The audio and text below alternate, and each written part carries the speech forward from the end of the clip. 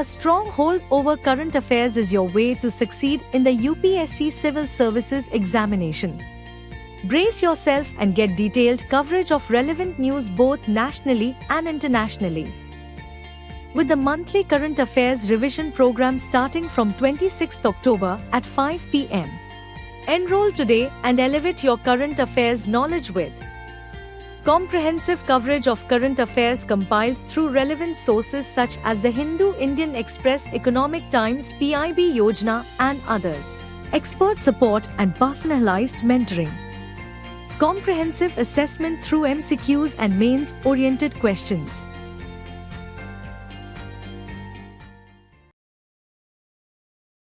Hello and welcome to this edition of News Today. Without delay, let's have a look at the headlines first.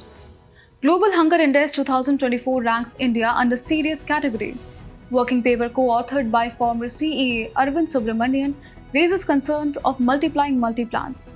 Centre notifies guidelines for innovative projects component under PM-Surya Ghar Muft Bijli Yojana.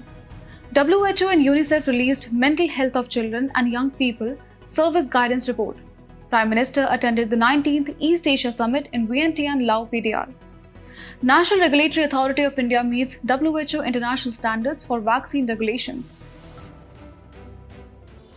India has been ranked in the serious category in the Global Hunger Index 2024, released by Irish humanitarian organization Concern Worldwide and German aid agency Welthunger Health. The index, which tracks hunger globally, has some concerning findings for India this year. India ranks 105th out of 127 countries, falling under serious category with 41 other nations, including Pakistan and Afghanistan. While India's GHI score has improved since the year 2000, two critical issues remain unresolved: child wasting and child stunting, both of which are alarmingly high. The report highlights maternal malnutrition as a key factor, perpetuating an intergenerational cycle of poor nutrition in the country. So what exactly is the Global Hunger Index? The GHI is a tool designed to measure and track hunger at the global, regional and national levels. It uses 4 key indicators to calculate a country's score: undernourishment, child stunting, child wasting and child mortality. Together, these indicators provide a comprehensive picture of hunger and malnutrition. Breaking it down, the GHI score is calculated by combining the following. Undernourishment accounts for 1/3 of the score, reflecting insufficient caloric intake. Child stunting and child wasting each contribute 1/6 of the score, showing the prevalence of children with low height and low weight for their age. Finally, child mortality contributes another 1/3, representing the number of children who die before their 5th birthday. The GHI score is measured on a 100-point scale, with categories ranging from low to extremely alarming based on the severity of hunger. However, the Global Hunger Index has faced its share of criticism. One major issue lies in the methodology. 3 out of the 4 indicators are based on the health of children, which critics argue does not reflect the entire population. There is also a debate about the use of stunting as an indicator of undernutrition, as studies suggest it can occur even in well-nourished populations. Moreover, the data sets used, like those from the National Family Health Surveys, are often outdated, lacking annual updates for key indicators. A new working paper co-authored by former Chief Economic Advisor Arvind Subramanian has raised concerns over a growing trend in Indian manufacturing referred to as midgets making widgets. The paper, titled Multiplying Multi-Plants and Large Plant Size, Consequences, Cost and Rationale, highlights a shift in how Indian firms are organizing their operations. The midgets making widgets phenomenon states that Indian firms are increasingly setting up multiple factories or multi-plants in the same state instead of expanding a single large factory. The report points out that multi-plant now accounts for 35% of employment in large firms, specifically those with more than 200 workers. Moreover, large plants either stagnated or shrunk in the last 2 decades, despite sharp increase in contract workers. However, there is a silver lining. There have been a series of investments in which worker size have been 10,000 and upwards in electronics, apparel and footwear in Tamil Nadu and Karnataka. This could have been triggered either by China Plus One opportunity or new subsidy schemes. So what's driving this trend of midgets making widgets? According to the report, Indian businesses are deliberately keeping their operations smaller to manage risk and avoid regulatory pressures, such as those stemming from the Industrial Dispute Act of 1947. For example, in case of dispute, shutting down a plant with 500 employees is less costly than one with 5,000 employees.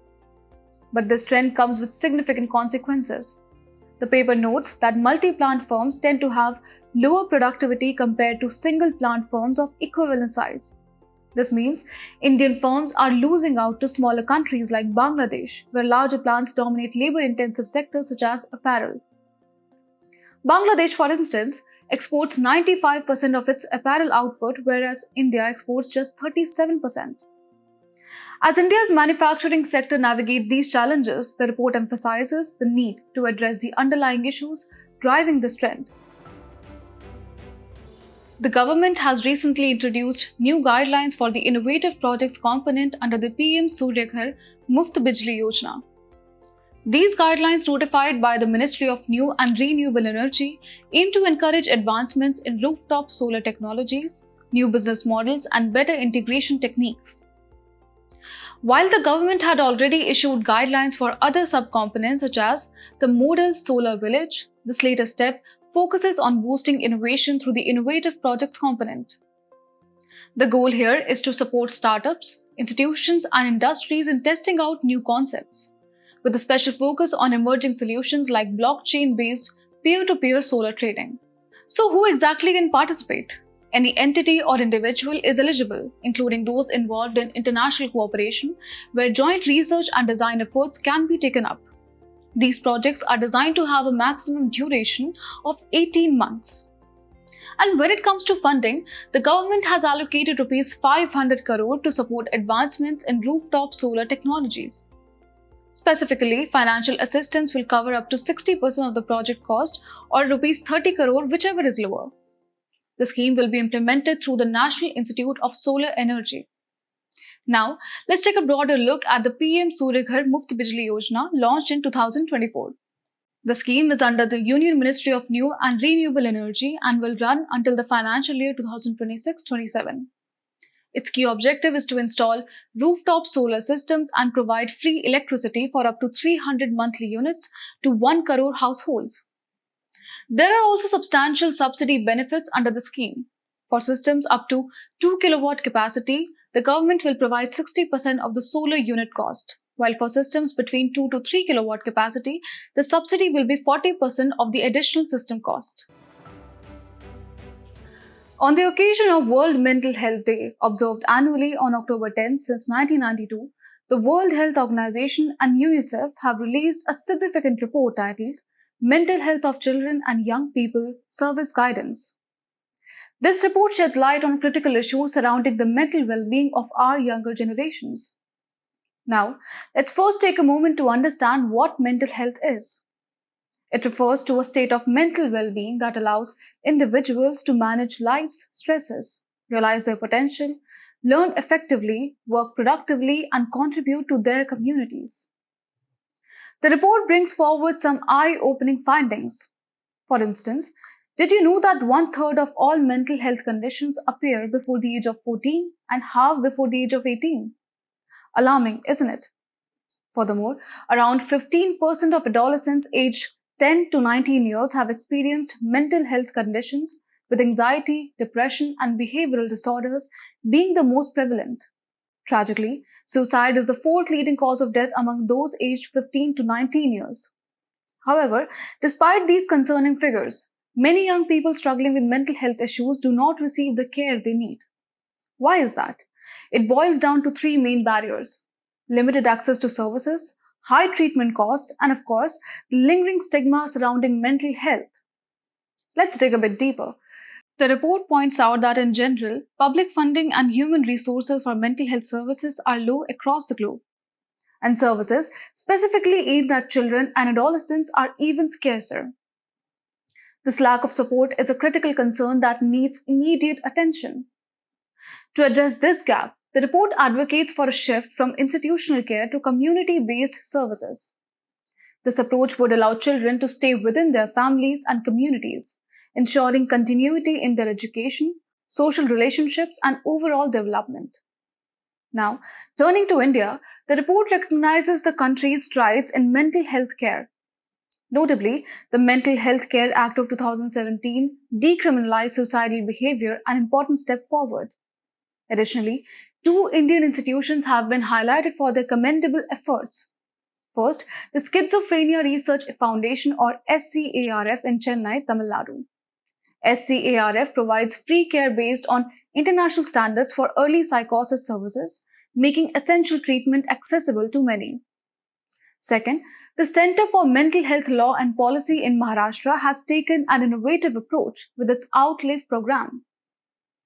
This prevention initiative specifically targets urban suicides among marginalized young people aged 18 to 24 who are at risk due to their caste, class, gender, or sexuality. By involving young adults in co-producing this program, it aims to make a significant difference in their lives. The Prime Minister of India recently attended the 19th East Asia Summit in Vientiane, Laos, PDR, a significant forum for strategic dialogue across the Indo-Pacific. Let's take a closer look at the key takeaways from this summit. One of the major points emphasized by India at the summit was ASEAN's centrality. India stressed on ASEAN centrality in the Indo-Pacific regional architecture, in India's Indo-Pacific vision, and in Quad cooperation. Shifting focus to education, India extended an important invitation to the EAS countries for a Heads of Higher Education conclave to be held at Nalanda University in Bihar, a key initiative to strengthen educational ties in the region. On the political front, India also expressed its support for ASEAN's approach on Myanmar, endorsing the 5-point consensus which calls for an immediate end to violence in the country, dialogue among all parties, the appointment of special envoy, humanitarian assistance, the special envoy's visit to Myanmar to meet with all parties. Regarding maritime concerns, the Prime Minister called for the establishment of a code of conduct for navigation, stressing that while reiterating that maritime activities should be conducted in accordance with UNCLOS.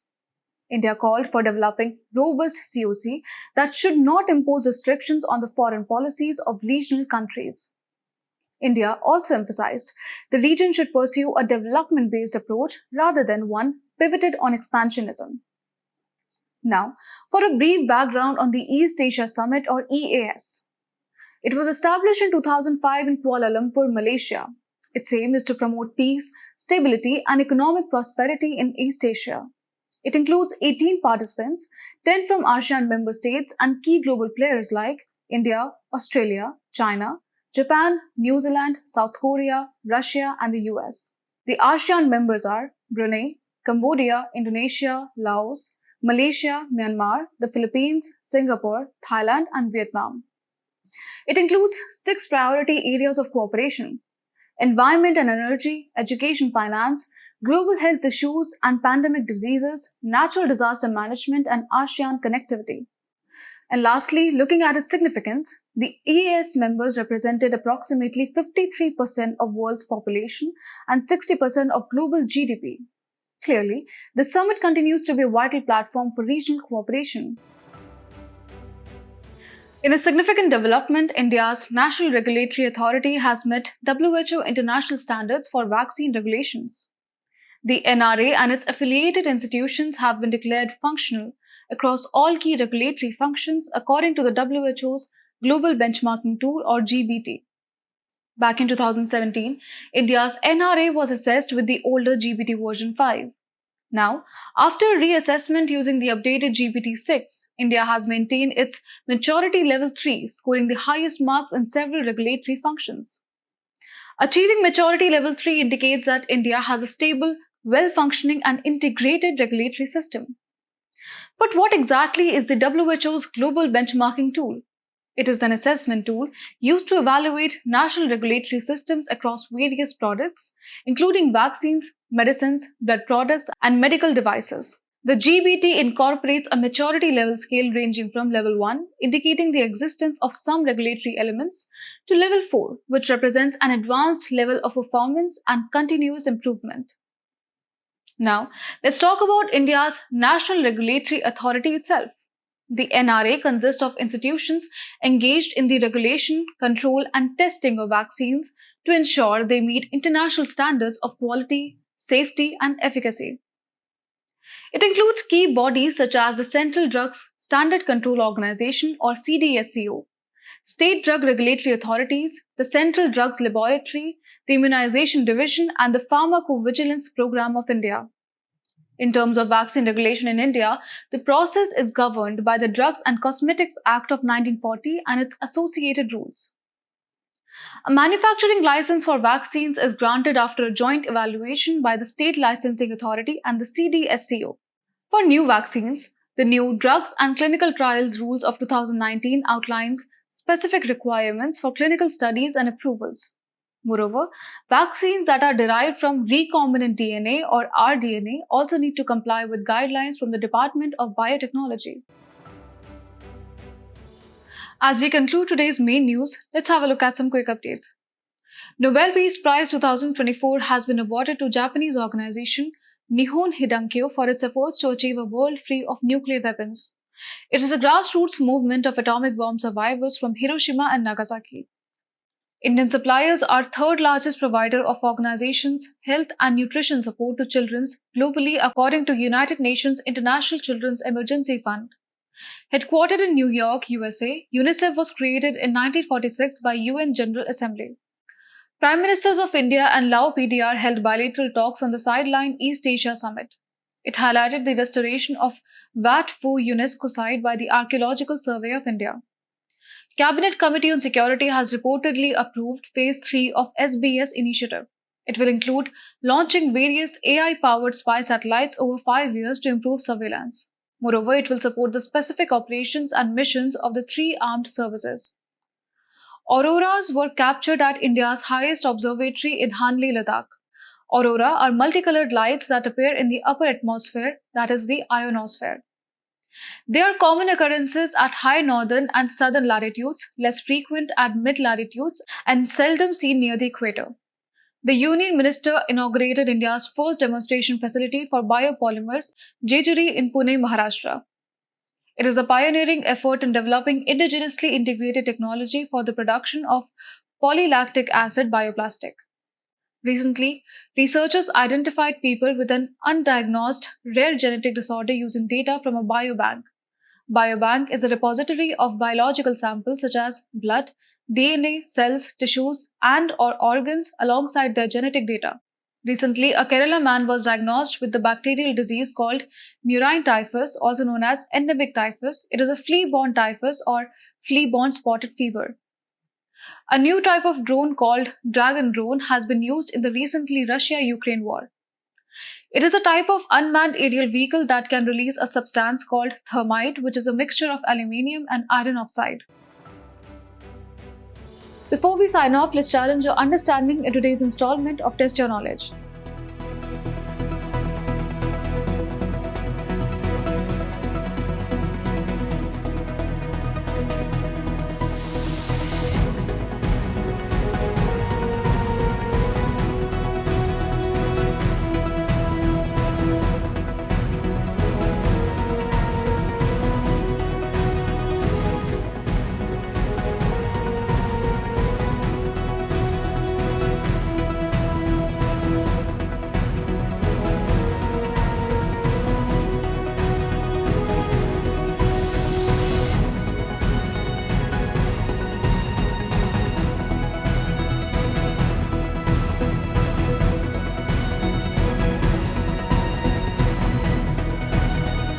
Thank you for joining us. We hope you found this episode of News Today engaging.